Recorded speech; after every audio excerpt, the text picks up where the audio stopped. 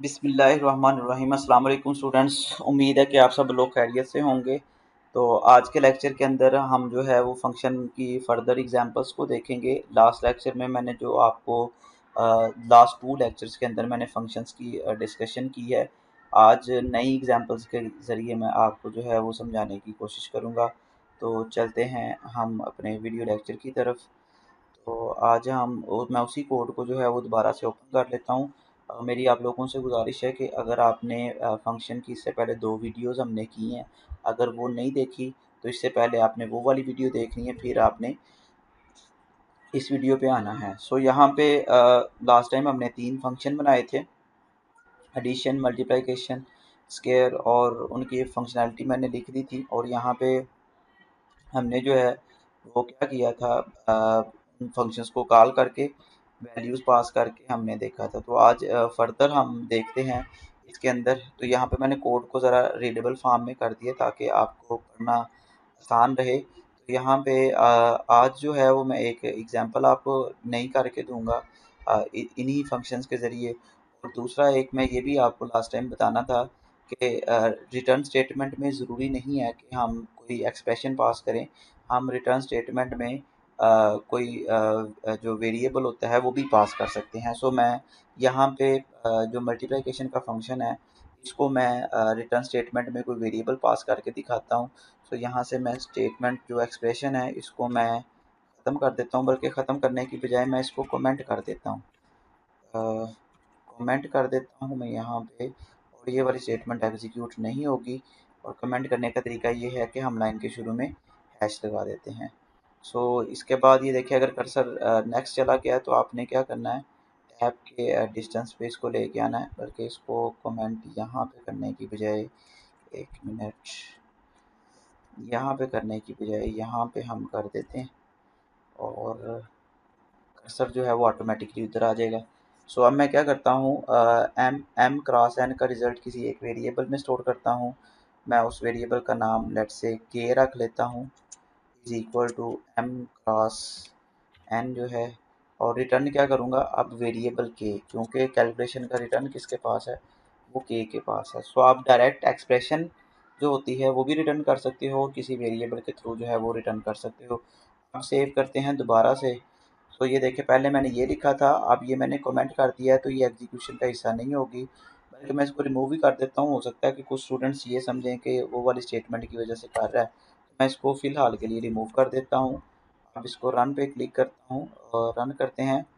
और यहाँ पे आप देखेंगे तो यहाँ पे एंड पे मैं एक नंबर देता हूँ 3 एंड 2। तो ये देखिएगा 5 6 और आगे 6 का जो है वो स्क्वायर भी कैलकुलेट करके हमें दे रहा है। सो आप कहने का मतलब ये है कि हम डायरेक्ट जो है वो कोई वेरिएबल भी पास कर सकते हैं, और अगर कोई एक्सप्रेशन पास करना चाहें तो हम डायरेक्ट एक्सप्रेशन भी पास कर सकते हैं। जी स्टूडेंट्स, उम्मीद है कि आपको समझ आई होगी। सो अब हम क्या करते हैं, मैं जो है वो ये करना चाहता हूँ कि मेरे पास ये जो रिज़ल्ट का वेरिएबल आया है और जो एस सी क्यू का वेरिएबल आया है, यानी रिज़ल्ट के वेरिएबल में मल्टीप्लिकेशन पड़ी है और स्क्वायर के फंक्शन में स्क्वायर पड़ा है किसका, रिज़ल्ट के वेरिएबल का। कहता हूँ इन दोनों को जो है वो मैंने ऐड करना है। तो अब देखें, मेरे पास अगर एडिशन का फंक्शन ना बना होता तो मुझे क्या करना पड़ना था, यहाँ पे ऐड करवाने के लिए एक वेरिएबल बनाना पड़ना था। लेट्स से उस वेरिएबल का नाम डी रख देते और उसमें क्या करना था, स्क्वायर प्लस रिज़ल्ट, तो उसने जो है वो जमा कर देना था। लेकिन चूँकि फिर उसके बाद प्रिंट भी करना पड़ना था डी डी को। तो आप देखें तो मेरे पास जो है वो एडिशन का फंक्शन बना पड़ा है।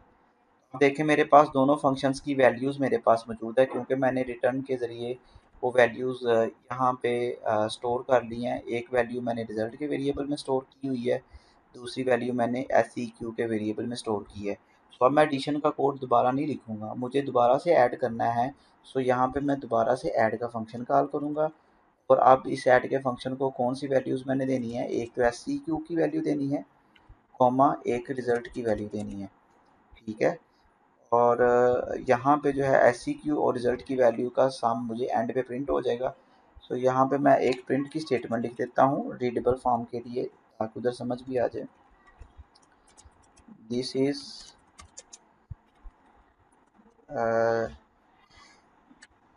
after this statement addition is seq plus result. Screen पे ये लाइन लिखी आएगी, इसके ज़रिए बता रहे हैं कि ये SEQ और रिज़ल्ट की एडिशन है। सो सेव करके रन करते हैं। रन करने पे मैं नंबर इंटर करता हूँ। मैंने नंबर इंटर किए लेट्स से 4 और मैंने नंबर इंटर किए दूसरे नंबर पे 7। सो यहाँ पे आप देखें तो 7 और 4 की जो है सम पहले 11 आया, फिर मल्टीप्लिकेशन में क्या आ गया, 7 और 4 को मल्टीप्लाई किया तो ये आ गया, फिर 28 का स्केयर लिया तो हमारे पास 784 आ गया। अब 784 और 28 को ऐड किया तो हमारे पास क्या आ गया, 81। तो this is the power of function कि मुझे एक काम करने के लिए जब एक दफ़ा कोई फंक्शन बना लेना है तो मुझे अब उसको दोबारा से उसका कोड लिखने की ज़रूरत नहीं है। मुझे जहाँ पे वो फंक्शन चाहिए होगा, मैं सिर्फ क्या करूँगा, उस फंक्शन को वो वाली वैल्यूज़ पास कर दूँगा, तो वो वाली वैल्यूज़ के ऊपर वो वाला फंक्शन अपनी फंक्शनैलिटी परफॉर्म कर देगा।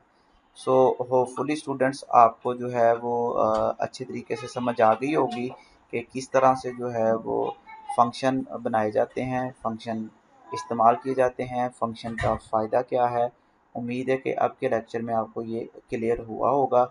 अगर इसके बावजूद भी आपको कोई समझ नहीं आती या कोई कन्फ्यूजन्स रहती हैं तो आपने मुझे कमेंट बॉक्स के अंदर लाजमी बताना है, ताकि मैं आपके लिए फ़ंक्शन के लिए फ़र्दर वीडियोज़ जो है वो बना सकूँ। तो मिलते हैं नेक्स्ट लेक्चर में। अल्लाह।